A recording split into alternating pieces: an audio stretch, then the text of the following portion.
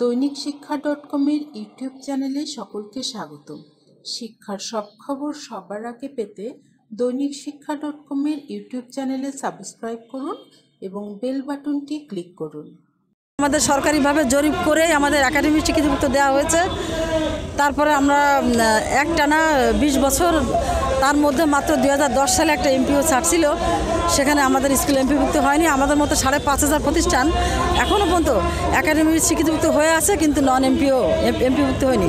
এই মর্মে আমরা এখানে প্রায় 18 থেকে 20 বার আমরা সভাপতি হয়েছি। তার মাঝখানে 2018 সালে 5 জানুয়ারি আমরা এসেছিলাম। আমাদের মানবতার নেত্রী, আমাদের দেশরত্ন, আমাদের গণপ্রজাতন্ত্রী বাংলাদেশ সরকার মাননীয় প্রধানমন্ত্রী, তিনি আমাদেরকে আশ্বস্ত করেছিলেন যে আপনাদের মাঠ থেকে আপনারা যে গ্রামে চলে যান, আপনারা যে শিক্ষার্থীদের লেখাপড়া করান, আপনাদের স্কুল অচিরেই খুব শীঘ্র এমপিভুক্ত করা হবে। কিন্তু আমাদের বিশ্ব মানবতার মা, আমাদের দেশ রত্ন, আমাদের শেখ হাসিনা, আমরা যাকে মা বলেই সম্বোধন করি, আমাদের মা, আমাদের মানবতার নেত্রী, আমরা তাকে মা বলেই জানি, আমরা তাকে মা বলেই সম্বোধন করি। আমরা জানি তিনি আমাদের সবার মা। এই মা আমাদের ডাক অবশ্যই শুনবেন। তিনি আমাদের মা মা কোনোদিন সন্তানকে ফিরে দিতে পারেন না। তিনি আমাদের সেই মা যে সারা বাংলাদেশের মানুষের কথা শোনেন, এমনকি বিশ্বে তিনি হিউম্যানিটি অফ মাদার হিসেবে পরিচিত।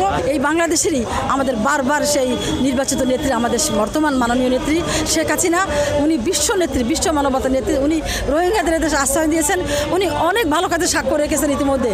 উনি শিক্ষকদেরও ভালোবাসেন। আমরা জানি, আমাদের বিশ্বাস, আমাদের আত্মবিশ্বাস, আমাদের এই আন্দোলনের দিকে তিনি অবশ্যই ডান চোখ দিয়ে দেখবেন, তিনি অবশ্যই আমাদেরকে ফিরিয়ে দিবেন না। আমাদের আবেদন একটাই, আমাদের একাডেমিক স্বীকৃতিভুক্ত সকল প্রতিষ্ঠান একযোগে এমপিভুক্ত করা হোক। আমি সেনগ্রামপাড়া মহিলা দাখিল মাদ্রাসা, পাংশা রাজবাড়ি। আমার প্রতিষ্ঠান, আমরা দীর্ঘ 18 বছর ধরে এই প্রতিষ্ঠানে অক্লান্ত পরিশ্রম করে যাচ্ছি, কিন্তু আমরা বিনিময়ে কিছুই পাচ্ছি না। আমরা এর আগেও এই প্রেস ক্লাব ময়দানে একত্রে সমাবেশ হয়েছিলাম এমপিওর দাবি নিয়ে। 2018 সালের জুন 5 জানুয়ারি প্রধানমন্ত্রী আমাদেরকে আশ্বাস দিয়েছিলেন যে অচিরেই সব নন এমপিও প্রতিষ্ঠানকে এমপিওর আওতা আনা হবে। আচ্ছা ম্যাডাম, আপনার বাচ্চা কোন ক্লাসে পড়ে? আমার বাচ্চা কেজিতে পড়ে, কিন্তু বাচ্চাকে আমরা সময় মতন কিছু দিতে পারি না বিধায় আত্মীয়ের বাসায় রেখে দিয়েছি। তো বাচ্চার ভরণ পোষণ করার মতন অ্যাবিলিটি আমার নাই, এই জন্য আমার আত্মীয়র বাসায় বাচ্চা রেখে লেখাপড়া করা। আপনাদের দাবিটা সম্বন্ধে? আমাদের দাবি হচ্ছে অচিরেই সব নন এমপিও যত প্রতিষ্ঠান আছে সব প্রতিষ্ঠানকে এমপিওর আওতা আনতে হবে। একযোগে যত রেজিস্ট্রেশন প্রাপ্ত, স্বীকৃতি প্রাপ্ত যত প্রতিষ্ঠান আছে সবগুলোই একযোগে এমপিওর আওতা আনতে হবে। রেবা খাতুন। আচ্ছা ম্যাডাম, আপনি কোথা থেকে আসছেন? আমি খুলনা আইডিয়াল কলেজ থেকে আসছি।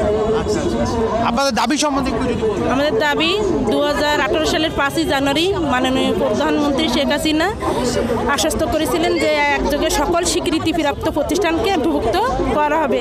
সেই আশ্বাসে আমরা বাড়ি ফিরে গিয়েছিলাম, কিন্তু দীর্ঘ 1 বছর আমাদের প্রতিষ্ঠানকে ভুক্ত করা হয়নি। সেজন্য আমরা আবারও রাজপথে এসেছি যে প্রধানমন্ত্রী কখনো মিথ্যা কথা বলেন না, মিথ্যা আশ্বাস দেন না। তিনি যে আশ্বাস দিয়েছেন সেটা অবশ্যই বাস্তবায়ন করবেন, এবং যদি বাস্তবায়ন না করেন আমরা এখানে হাসিমুখী জীবন দিয়ে যাবো। আমার শিশু বাচ্চা সহ আমি এখানে মৃত্যুবরণ করবো, কিন্তু বাড়ি ফিরে যাব। কতদিন ধরে এমপিও পাচ্ছেন না? আমরা প্রায় 19 বছর। আচ্ছা আচ্ছা, তো আপনাদের দাবিটা সম্বন্ধে একটু বলবেন। আমাদের দাবিটা হচ্ছে একযোগে সকল স্বীকৃতিপ্রাপ্ত যত স্কুল, কলেজ, মাদ্রাসা, ভোকেশনাল আছে, প্রধানমন্ত্রীর প্রতিশ্রুতি 5 জানুয়ারি 2018 যে প্রতিশ্রুতি ছিল সেই অনুযায়ী একযোগে সকল প্রতিষ্ঠানকে এমপিওভুক্ত করা। শিক্ষা, চিকিৎসা, যেটা আমাদের দৈনন্দিন চাহিদা, তা থেকে আমরা অন্তত বঞ্চিত। আমরা মানবতার জীবনযাপন করছি। বুক ভরা আশা ছিল যে আওয়ামী লীগ সরকার আসলে আমাদের স্কুলগুলিকে সব এমপিওভুক্ত করবে, এবং এটা একটা কন্টিনিউইং প্রসেস। যেহেতু 10 সালে দেওয়ার পরে আমরা ওই সময় দাবি করেছিলাম যে আমাদের সকল স্কুলগুলিকে দেওয়া হোক। তাদের ইচ্ছা মতো মাত্র 5,242টা স্কুল, 10,000 সালে যদি প্রত্যেক বছর এরকম দেওয়া হতো তাহলে এখন একটা স্কুলও বাকি থাকতো না। তাই আমাদের প্রতিশ্রুতি অনুযায়ী যদি সকল শিক্ষা প্রতিষ্ঠানগুলিকে মাননীয় প্রধানমন্ত্রী দেশনেত্রী শেখ হাসিনা, মানবতার মা, ওনার কাছে আমাদের আবেদন সন্তান হিসেবে সকল প্রতিষ্ঠানগুলিকে যতগুলো স্বীকৃতিপ্রাপ্ত আছে একযোগে এমপিওভুক্ত হবে। এখানে আমরা 3 দিন ধরে আছি। আপনি কতদিন ধরে এই প্রতিষ্ঠানে? আমি 16 বছর যাবত আমার প্রতিষ্ঠানে চাকরি করছি। আচ্ছা, তো 16 বছর ধরে এমপিও পাচ্ছেন না? না, এমপিওভুক্ত হয়নি। আমাদের আবেদন হচ্ছে মাননীয় প্রধানমন্ত্রীর কাছে সকল স্বীকৃতিপ্রাপ্ত প্রতিষ্ঠানকে একযোগে এমপিওভুক্তের জন্য আবেদন।